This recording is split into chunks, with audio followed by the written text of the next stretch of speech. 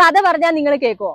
ഞാനിപ്പോ നിൽക്കുന്ന ഗ്യാപ്പ് റോഡിലാണ്. എന്റെ കഥ ആക്ച്വലി ഗ്യാപ്പ് റോഡിൽ നടന്നൊരു കഥയാണ്. അതുകൊണ്ടാണ് ഞാൻ നിങ്ങളുടെ അടുത്ത് ഇവിടെ തന്നെ വന്ന് നിന്നിട്ട് ഈ കഥ പറയാന്ന് വിചാരിച്ചത്. ഈ കഥ നടക്കുന്നത് 1992 ഒരു നവംബർ 17-ാം തീയതിയാണ്. അതായത് പണ്ടത്തെ ഗ്യാപ്പ് റോഡ് അറിയാവോ?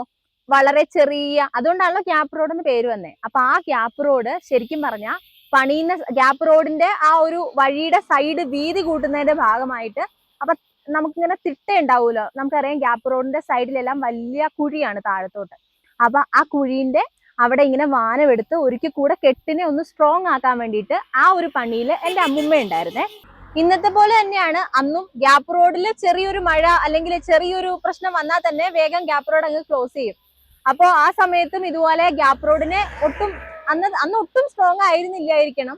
അപ്പോൾ ആ സമയത്ത് ഇവരിങ്ങനെ താഴത്ത് വാനം ഇങ്ങനെ എടുത്തുകൊണ്ടിരിക്കുന്ന ടൈമില് ഒരു വലിയ ബസ്സോ മറ്റോ പാസ് ചെയ്ത് പോയപ്പോ ഈ ഗ്യാപ്പ് റോഡിന്റെ ആ ഒരു തിട്ട് ഫുള്ള് അങ്ങ് ഇടിഞ്ഞ് താഴത്തേക്ക് പോന്നു. അപ്പൊ ഒരുപാട് പണിക്കാരുണ്ടായിരുന്നു അതിനകത്ത്, ഒരുപാട് പേരുണ്ടായിരുന്നു. പക്ഷെ 2 പേര്, എന്റെ അമ്മുമ്മയും വേറൊരു ചേട്ടനും മാത്രമാണ് ആ തിട്ടിന്റെ ഉള്ളിലായി പോയി അവര്. ആ ചേട്ടന് നട്ടലിനാണ് ആ ചേട്ടന് പരിക്ക് പറ്റിയത്. അത് ഭയങ്കരമായിട്ട് ബുദ്ധിമുട്ടായി. പക്ഷെ എന്റെ അമ്മുമ്മേനെ കണ്ടുപിടിക്കാൻ പറ്റിയില്ല ഇവർക്ക്. ഈ തിട്ടിന്റെ അകത്ത് പോയിട്ട് കണ്ടുപിടിക്കാൻ പറ്റുന്നില്ല. ഒരുപാട് വലിയ തിട്ടാണല്ലോ, വലിയ വലിയ പാറ കഷ്ണങ്ങൾ വെച്ചിട്ടാണ് ഇത് ഉണ്ടാക്കിയിരുന്നത്. അവസാനം എല്ലാരും തപ്പി എന്റെ അമ്മൂമ്മയ്ക്ക് നീണ്ട മുടിയാണേ, ഒത്തിരി നീളമുള്ള മുടിയാ.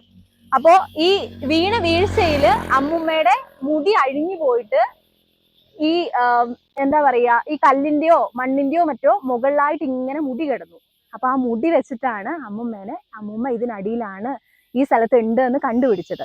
പിന്നെ പെട്ടെന്ന് തന്നെ ഹോസ്പിറ്റലിൽ എത്തിക്കാൻ വേണ്ടിയിട്ടുള്ള പരിപാടികൾ ചെയ്തു. ഇവിടെ നിയറസ്റ്റ് ആയിട്ടുള്ള ഹോസ്പിറ്റൽ മൂന്നാർ ഒരു ഹോസ്പിറ്റലാണ്. അവിടെ കൊണ്ടുപോയി പെട്ടെന്ന് വേണ്ടിയിട്ടുള്ള ഫസ്റ്റ് എയ്ഡ് കാര്യങ്ങളൊക്കെ അത്രേ ചെയ്യാൻ പറ്റുള്ളൂ. പിന്നെ താഴെ എവിടെയെങ്കിലും കൊണ്ടുപോകുക എന്നുള്ള ഓപ്ഷനേ ഉള്ളൂ. അപ്പൊ ആ ടൈമില് ഇവർ ചെയ്ത എന്താന്ന് വെച്ചിട്ടുണ്ടെങ്കിൽ അമ്മമ്മയ്ക്ക് വലതേ കൈക്കും കാലിനുമാണ് പ്രശ്നം പറ്റിയത്. കാലിന്റെ ഈ മുട്ടിന് താഴത്തോട്ട് വന്നിട്ട് വട്ട ഒടിഞ്ഞു പോയി, ഇങ്ങനെ പുറത്തോട്ട് തള്ളി നിൽക്കുകയായിരുന്നു. വട്ട ഒടിഞ്ഞു പോയി. കയ്യിൽ ഫുള്ള് ചതവും മുറിവും ഒക്കെ ആയിട്ട് കല്ലെല്ലാം ഉള്ളിൽ കയറി, അങ്ങനെയായിരുന്നു. അപ്പൊ ഈ ആദ്യം ചെന്ന ഹോസ്പിറ്റലിലെ ആളുകള് ഈ കൈ എന്താ ചെയ്യുന്നത് വെച്ചിട്ടുണ്ടെങ്കിൽ അതിന് പ്രോപ്പറായിട്ട് ക്ലീൻ ഒന്നും ചെയ്യാണ്ട് ഇതിനകത്തിരിക്കുന്ന കല്ലൊക്കെ എടുത്ത് കളയണമല്ലോ, അതൊന്നും കളയാണ്ട് അവര് നൈസായിട്ട് കെട്ടിയൊക്കെ അങ്ങോട്ട് വിട്ട്. പിന്നെ എറണാകുളത്ത് ഒരു ഹോസ്പിറ്റലിൽ ചെന്നപ്പോൾ അവർ നോക്കിയപ്പോൾ ഇതെല്ലാം ക്ലീൻ ചെയ്ത് കെട്ടി വെച്ചേക്കാണല്ലോ. അപ്പൊ അവരത് തൊടാൻ പോയില്ല. അവർ കാലിന്റെ കാര്യങ്ങളൊക്കെ നോക്കി. അതിനുശേഷം ഈ കൈ പഴുത്ത് ഭയങ്കര ബുദ്ധിമുട്ടായി, ഭയങ്കര വ്രണമായതിനു ശേഷം എന്റെ അമ്മയെ കൊണ്ടാണ് ഇതെല്ലാം അഴിപ്പിച്ച് അതിനെല്ലാം ക്ലീൻ ചെയ്യിപ്പിച്ച് ആ വേദനയെല്ലാം അമ്മമ്മ സഹിച്ച് അങ്ങനെയാണ് അതിനെ അവർ ക്യൂർ ചെയ്തത്. ഈ കാല് ശരിക്കും പറഞ്ഞാൽ ഒരു 8 മാസം എടുത്തു ഈ കാല് ശരിയാകാൻ വേണ്ടിയിട്ട്. അതിനിടയിൽ 5 തവണ തന്നെ ഈ നമ്മളിങ്ങനെ ഇടുമല്ലോ, കാലിൽ പ്ലാസ്റ്റർ ഇടുമല്ലോ, ആ സാധനം 5 തവണ തന്നെ ഇടുക ഊര അങ്ങനെ വന്നിട്ട് ഈ കാല് ചേരുന്നുണ്ടായിരുന്നില്ല. അങ്ങനെ 8 മാസം എടുത്തു ഇത് ശരിയാകാൻ വേണ്ടിയിട്ട്.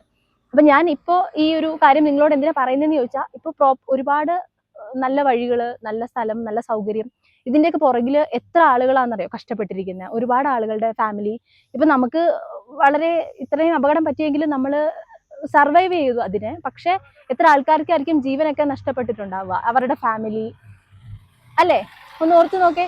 ഞാൻ ഇങ്ങനെ ആലോചിക്കുമായിരുന്നു, ഇന്നലെ ഇവിടെ ഒരു നിയറസ്റ്റ് ആയിട്ട് ഒരു ആക്സിഡന്റ് ഉണ്ടായി. അപ്പോൾ പെട്ടെന്ന് തന്നെ മനസ്സിലേക്ക് ഇതാ വന്നത്. പിന്നെ ഈ ഹോസ്പിറ്റലിൽ ആളുകള്, ഒരു ചേച്ചിയില്ലേ കത്രികയൊക്കെ വയറ്റിൽ വെച്ചിട്ട് ഭയങ്കര ബുദ്ധിമുട്ടായി. സിമിലർ അല്ല എങ്കിൽ കൂടി ഒന്ന് ഓർത്ത് നോക്ക്, ആ കൈയൊക്കെ അത് ക്ലീൻ ചെയ്യാതിരിക്കുക. അങ്ങനെ നമുക്ക് പല കാര്യങ്ങളും നമുക്ക് ഈ ഡേ ടു ഡേ ലൈഫിൽ സംഭവിക്കാം. ശരിക്കും ഈ ഒരു ഒറ്റ ടൈം മാത്രം, ഈ ഒരു സമയം മാത്രമാണ് നമുക്ക് നമ്മുടെ ലൈഫിൽ കിട്ടുന്നുള്ളൂ. അപ്പൊ മാക്സിമം ഹാപ്പിയായി സന്തോഷമായിട്ട് ജീവിക്കുക എന്നുള്ളതാണ് പറയാനുള്ളത്. എനിക്കെന്തോ ഇങ്ങനെ നിങ്ങളോട് ഇത് ഷെയർ ചെയ്യണം എന്ന് തോന്നി, അതുകൊണ്ട് മാത്രം പറഞ്ഞതാണ്. ഇഷ്ടപ്പെട്ടെങ്കിൽ കമന്റ് ബോക്സിൽ പറയും.